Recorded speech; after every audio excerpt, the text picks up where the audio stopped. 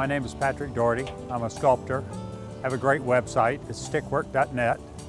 We're working here in this downtown park and building a couple of big pieces here made out of sticks. I had to figure out what birds and beavers already knew, and that is that sticks have an inherent method of joining. They really have an infuriating tendency to tangle with one another, and we're using that tangling ability to put these big pieces together.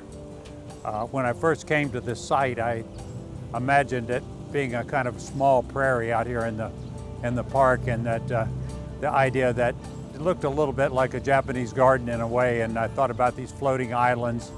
Sometimes you see them off the coast of various California coast, these little islands that float. It looks a lot like what you see in a Japanese garden, of these rock islands, and also reminded me of the wagon trains moving through the West, and thinking about the prairie schooners out there kind of floating through all the tall grass of the Oklahoma prairie. So, we have various imagery, but mainly it's kind of these upthrust natural outcroppings here in the middle of the city. Artists always start doing things and then they make up the reasons later.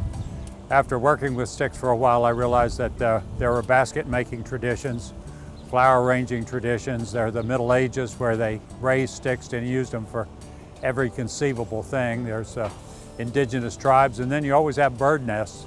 So whatever person or animal that uses sticks, they have to play by the rules. The sticks will bend a certain amount, then they break. So, I've been able to take and turn this to my own ends and play out some illusions and feelings that I have about place, about populations that inhabit that space, and also just some of my own internal ideas, maybe brought from childhood or from someplace in my subconscious. Perhaps we all live out a kind of shadow life of our hunting and gathering past in some ways. We usually gather the material somewhere nearby.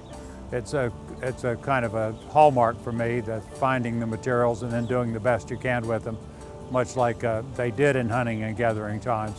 In this case, we got willow off of the river. There's visual pleasure when a person walks up and sees something. I always think a good sculpture is one that causes lots of personal associations, has a lot of starting points in your own life. Perhaps your imagined love, or your love for simple shelter, a garden path that goes into the woods, maybe the idea that you know something about birds and that you could communicate with them.